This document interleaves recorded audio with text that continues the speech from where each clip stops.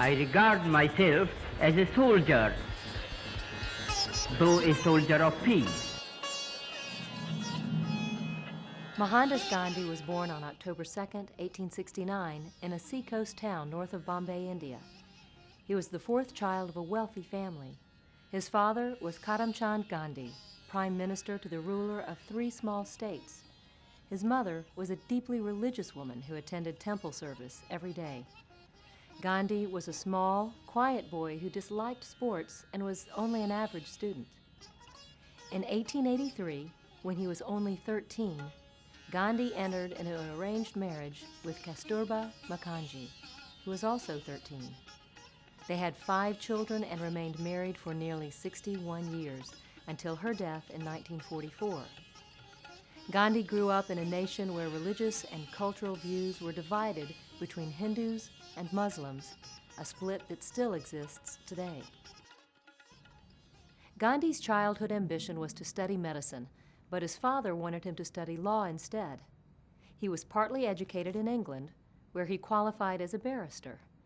When he returned to India, he couldn't find a job in the legal profession, so in 1883, he left for South Africa, where he got a job with a firm of Muslim lawyers in Pretoria. While there, he became involved in a number of struggles against the authorities and spent 20 years defending the rights of immigrants in South Africa. During this time, Gandhi perfected the technique of nonviolent protest, for which he would later become famous and use to gain freedom for India. Gandhi returned to India in 1915 and immediately joined in the task of building the Indian National Congress. Eventually, he became its leader.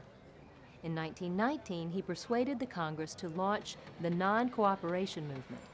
This soon attracted the support of the Muslim community. This movement snowballed into a countrywide agitation that took a violent turn with a riot in 1922. I must ask you to believe me when I say that I have never made a statement of this description, that the masses of India, if it became necessary, would resort to violence. Following this incident, Gandhi suspended the movement while he participated in the Round Table Conference in London in 1931. During his visit to London, he stayed with the poor in the East End of the city. But the conference failed to produce an outcome satisfactory to the Congress, and peaceful agitation was resumed on Gandhi's return to India. During the next 5 years, Gandhi devoted himself to what he called the constructive program. This involved him in social work aimed at uplifting the poor and building unity between Muslims and Hindus. His simple style of dressing in a white loincloth, white shawl, and sandals appealed to the masses, who gave him the title Mahatma, the Hindu term for great soul. At the time, India was part of the British Empire, and Gandhi urged nonviolence and civil disobedience as a means of gaining independence. His public acts of defiance landed him in jail many times as the struggle continued through World War II. In 1947, he participated in the post-war negotiations with Britain that led to Indian independence. Gandhi was an advocate of simple living. He ate a vegetarian diet, and because he made his own clothes, the spinning wheel became a symbol of his uncluttered lifestyle.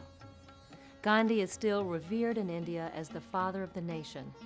His nonviolent political protests were so effective in helping India to obtain independence from Great Britain that his influence spread far beyond the borders of his own country.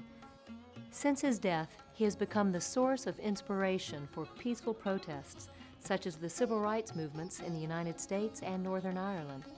We hold these truths to be self-evident, that all men are created equal.